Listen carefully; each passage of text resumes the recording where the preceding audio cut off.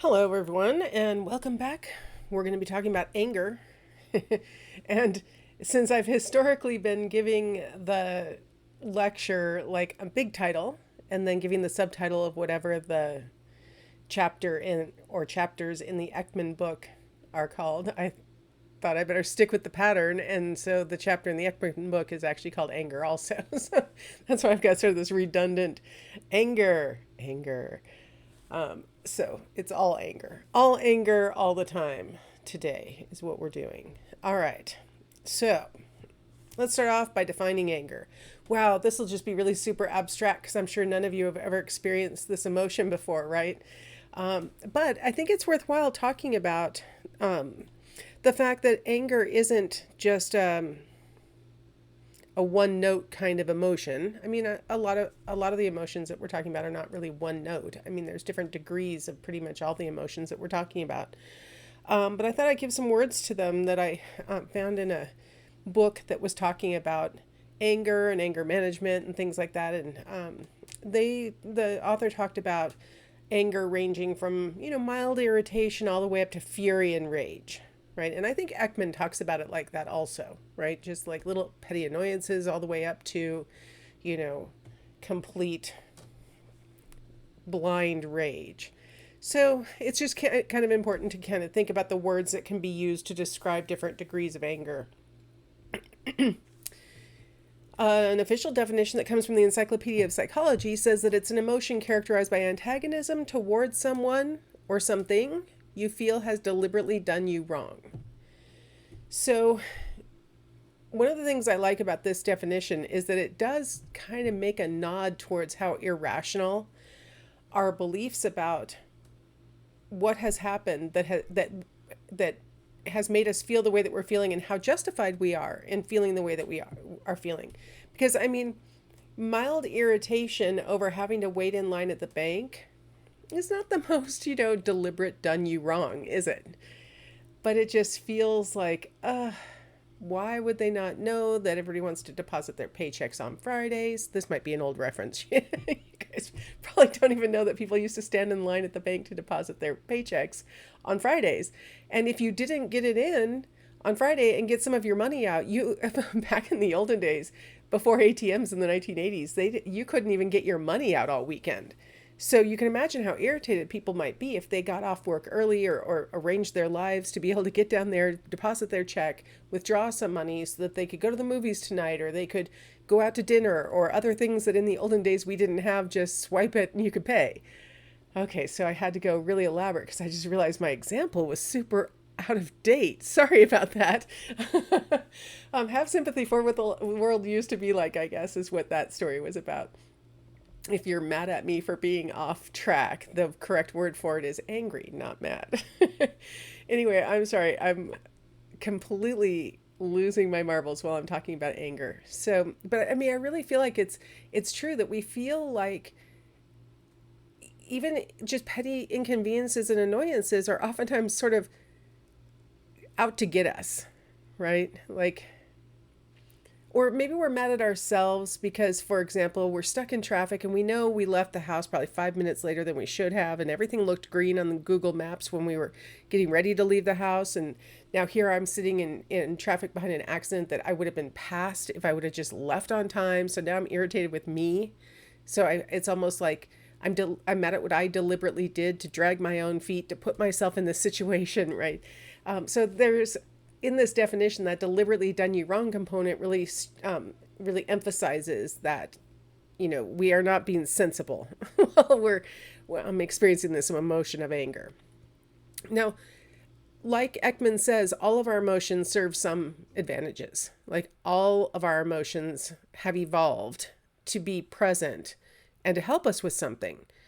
So one advantage as humans is, we need to communicate with each other and let people know when we don't like things so that, our relationships will be better and things like that. So, anger can be motivating for us to make us want to, let the other person know, it really hurt my feelings, really made me angry that you done me wrong, whatever.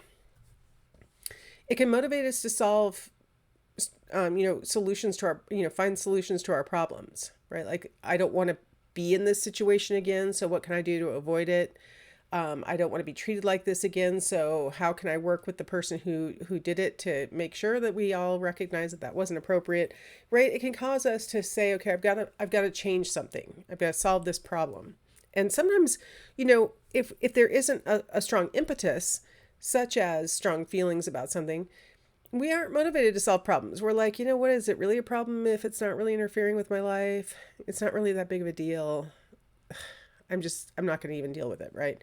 And so when we feel a strong emotion, that might give us exactly that motivation that we need. Some disadvantages, of course, I think are probably pretty obvious, but, one of the biggest disadvantages of anger is that it can serve as something that can interfere with our, relationships, right? It can cause us to sort of spiral. Like, I got angry, so then I lashed out at you, and then you got angry, and then you lashed back. And in fact, you didn't mean to do the thing that I perceived as deliberate. But my attack was definitely deliberate. And so now you are defending against what you perceive to be just this unmotivated attack. And it can really drive wedges between people, and especially if they don't know how to argue in a way that's productive and instead is just, demeaning or purposely hurtful or, other kinds of things. So it definitely, when we're in an angry mood, it can cause us to be a lot more difficult to get along with. Let's just put it that way. It also interferes with rational thought. And so when a person is angry, they may impulsively do things that are physically dangerous, that could actually, physically harm them. Go storming off into the night on an icy road with traffic passing and in the dark, in the snow, don't care, I'm angry. And, that's not the rational way to act, right? Like to put yourself in physical danger because you're angry. It can cause you to do, behaviors that are illegal, attack someone or, vandalize property or, in some way, retaliate, things like that. It can cause you to not see anybody else's side. That's a lack of rational thought. Like, if you're in the midst of being angry, it's a lot harder to be empathetic towards someone else's perspective and realize that maybe they didn't do it on purpose, and that maybe our reaction is overblown because we're assuming so much intentionality, and the truth was it was an accident, or it was maybe a little negligent. Maybe they should have been paying attention and then they wouldn't have stepped on our foot, but it wasn't on purpose. When I was a Girl Scout leader, I had, 7 and 8-year-old little girls, and they were sitting around in their little Girl Scout circle, and, some of them are leaning forward, crisscross applesauce. Some of them are leaning back on their hands. And we're kind of wrapping up our little business that we were doing in the Girl Scout circle. And my co-leader said, okay, well, whoever's in charge of snacks, you can go ahead and start getting them set up in the kitchen. And that snack person jumps up, starts to run into the other room to start preparing, and stomps on the hand of one of the girls who was leaning back. And of course it hurts. And I don't know about you, but if, that kind of pain where somebody steps on your fingers, it causes almost like a white hot rage, like immediately, right? You're like, wow, my hand. But what was the best part of it is that the one whose hand got stepped on was like, she did that on purpose. Like, perfect example of exactly what our angry emotion does. Us adults could completely tell that the girl who jumped up and went to run off had no clue. I don't think she even knew she stepped on anybody's hand. She absolutely didn't do it on purpose, and she didn't even stop. So I'm pretty sure she didn't even know it happened. She probably thought she stepped on a crayon or something, right? It was somebody's fingers. So that righteous indignation can really interfere with rational thought, and it can cause you to lash out, and it can cause you to say things, and it can cause you to really, create bigger problems in the long run as you react to that. It also, on the long term, you can start to see health issues that can be tied to, having a basically angry approach to the world, right? I talked really extensively about sadness being a stressor. Well, anger is a stressor also. So when we're experiencing anger, we're going to have, all of the sympathetic nervous system activation. And if we're having that chronically, if we're having it frequently, it's going to cause very similar health issues to what I talked about with sadness. So, but we'll talk about that a little bit more as we go on. All right. So some of the causes of anger. Well, having a threat or a challenge, right? Activates your sympathetic nervous system for fight or flight. Well, in the case of threats or challenges that are perceived as, the ones that are done deliberately or maliciously, it's going to, that triggering the sympathetic nervous system is going to trigger the fight side of the sympathetic nervous system, not the flight as often. So you're going to want to, act out physically in the face of threat or challenge. When misdeeds occur, especially if you interpret those misdeeds as willful, like the person did it on purpose, unjustified, and unavoidable. I've got this screenshot from a video that I saw on YouTube where I'm not even sure which of these cars started the problem, because the video starts with the dispute in progress. So I don't know who started it. I'm kind of thinking it's the white car because of how the whole thing finishes, because the white car ultimately started to pull away to the left and then came back in and just like full body smashed into the minivan on purpose. So it kind of makes me feel like maybe the white car started it. But then on the other hand, it could be that they were sick of the fact that they had been in place, the minivan had pushed them almost out of their lane, and then they ultimately retaliated against that. So I'm not sure who started it. I don't know who started it. I can just tell you that the driver of the white car was the one that ended up actually expressing the most anger by actually getting physical about it. But if you can imagine that instead of just, lining up and, zipper fashion in traffic where, this car goes first, then that car goes next, then this car goes, then like that zipper fashion that we're all supposed to do. When somebody tries to cram in there and get two in front, right? It feels very willful. It feels unjustified. Like we're all doing the same thing. We're all trying to fit together here, and it feels completely avoidable. Like just plan out your entry. There's no reason why you're trying to do this. And so we see a lot of traffic behavior leading to anger, right? Even road rage, we call it. Misdeeds that are perceived as willful, unjustified, and avoidable.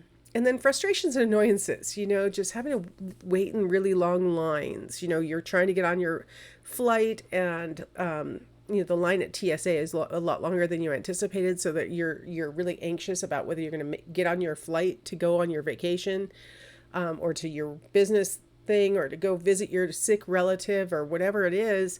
That kind of frustration can really trigger angry responses, and people can get very hopped up in situations like that. Normally it would just be a frustration that they could write out, but combine it with anxiety about something else, and you've got a recipe for full-on anger. Now, some sources of anger, this is possibly going to seem kind of redundant. We've got threats and challenges, misdeeds, frustrations, and annoyances as causes of anger. Sources of anger could be an individual, and so I line that up next to the people who look like they're fighting with each other, right? But I mean, an individual can commit a misdeed, right? An individual can frustrate us or annoy us. An event can be threatening, right? And cause us to activate our fight side of our sympathetic nervous system. An event can be perceived as a misdeed, like somebody cutting us off as an event. I mean, it's an individual committing that event, so it's a little mixed there, but an event such as, a traffic violation, or an event such as, even random events sometimes are seen as misdeeds that can lead to anger. Like, for example, a random event like, I'm thinking of tornadoes or, wildfires. A lot of times there's sort of this anger that comes like, why did it hit my house? Why did it have to come here? I had everything all, I did the best I could to prepare. Why did I have to get my stuff? Right? Like that can be a source of it. Even random things can be viewed kind of through that lens of misdeeds. And then finally, brooding is another source of anger. where brooding is another word. If you know the depression literature, you might be familiar with the word like rumination. Brooding has this more angry component to it. Rumination is like you're stuck on the thought, you keep thinking it, and it's making you feel worse and worse, like usually sadder and sadder, or more and more depressed.